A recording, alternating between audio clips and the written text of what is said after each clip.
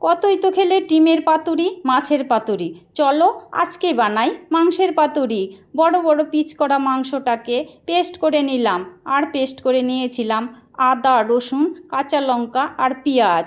তারপরে দিয়ে দিলাম একটু লবণ, হলুদ, আর দিয়ে দিলাম একটু শুকনো লঙ্কার গুঁড়ো, জিরে গুঁড়ো, গরম মশলার গুঁড়ো আর গোলমরিচের গুঁড়ো।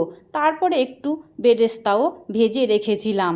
তারপরে ওই মাংসর মধ্যে দিয়ে দিলাম একটু তেল দিয়ে মেখে নিলাম, আর ভেজে রাখা বেরেস্তাটাও দিয়ে দিলাম। তারপরে আবার একটু মেখে নিলাম, কলা পাতা বিছিয়ে দিয়ে দিলাম মাংসটা।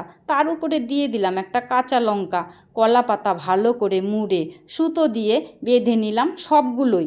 তারপরে তাওয়া বসিয়ে তাওয়ার মধ্যে তেল দিয়ে দিলাম পাতুরিটা। তারপরে একটু ঢাকনাও দিয়ে দিলাম। ঢাকনা সরিয়ে উল্টে পাল্টে তুলে নিলেই হয়ে গেল মাংসের পাতুরি।